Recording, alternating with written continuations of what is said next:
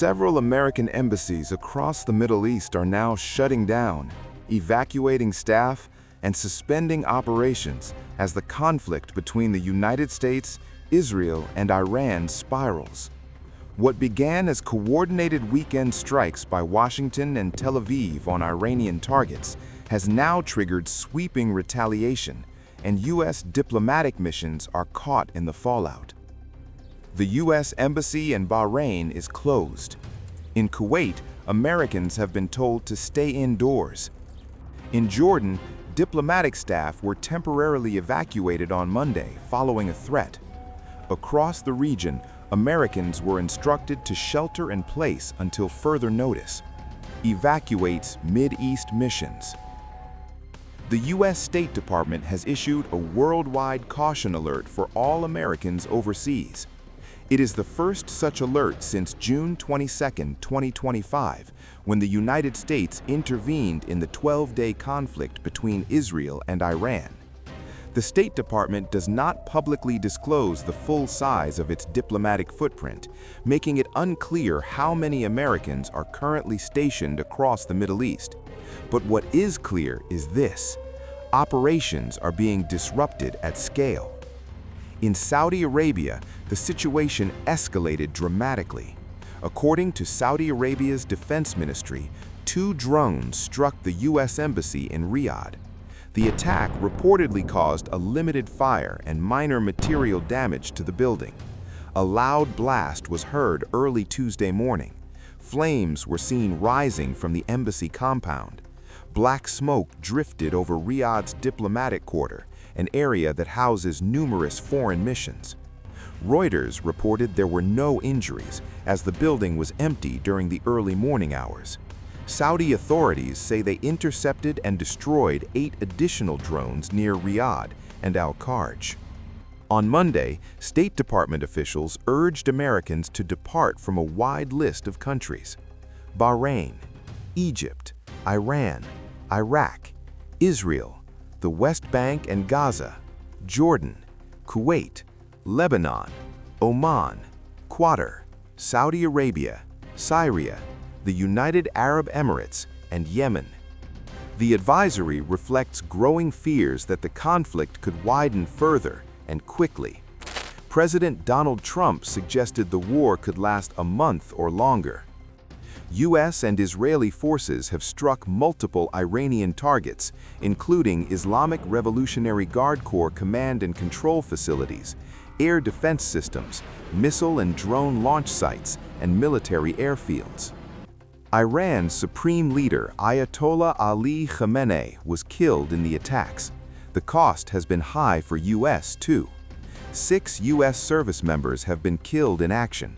18 more have been seriously wounded. Inside Iran, the Iranian Red Crescent says more than 200 people have been killed and roughly 700 injured. Secretary of State Marco Rubio addressed Americans directly in a video posted on X.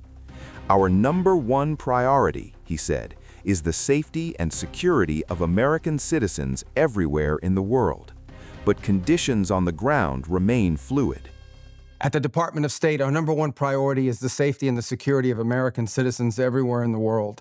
Now, with what's going on in the Middle East with Operation Epic Fury and the cowardly attacks that we're seeing from Iran against Gulf countries, I wanted to take this chance to speak directly to Americans who are in the Middle East about the work we are doing to try to keep you safe.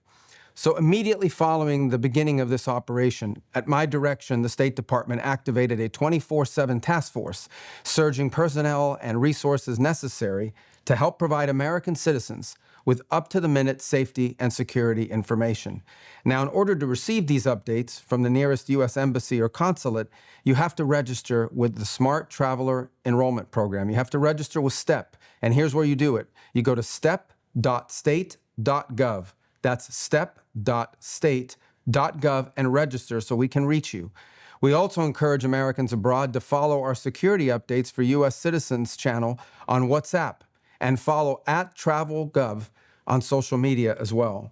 The latest alerts are also available on travel.state.gov. That's our website, travel.state.gov. Finally, Americans in the Middle East, You can reach the Department of State 24 hours a day, 7 days a week at the following phone number: 1-202-501-4444. That's 1-202-501-4444. In Bahrain, after a strike on the Crown Plaza Hotel in Manama, Americans were warned to avoid all hotels which may be potential targets. The U.S. Embassy there remains closed. All regular and emergency consular appointments have been canceled. In the United Arab Emirates, Qatar, Iraq, and much of Pakistan, U.S. consular appointments have also been suspended. In Kuwait, the warning is even starker. With continued threats of missile and drone attacks, Americans have been told not to go outside. Instead, they are being instructed to shelter at home, on the lowest floor, away from windows. Kuwait's airspace remains closed. All U.S. visa services and American citizen service appointments have been canceled until further notice. In Israel, Americans hoping for evacuation were told the U.S. Embassy is not in a position at this time to evacuate or directly assist in departures from Israel. Meanwhile, non-emergency diplomatic staff and their families have been authorized to leave several countries. On Sunday, embassies in Kuwait, Qatar, and Bahrain approved voluntary departures. The U.S. Embassy in Israel did so on Friday. In Lebanon, non-emergency staff were ordered to leave last Monday. From Riyadh to Doha, from Manama to Jerusalem, U.S. diplomatic operations across the Middle East are scaling back, shutting down, or evacuating personnel. Americans in the region are being urged to leave where possible, or shelter in place where they cannot. As the conflict intensifies and retaliation continues, the evacuation of U.S. embassies has become a defining signal. The region is no longer just a battlefield of strikes.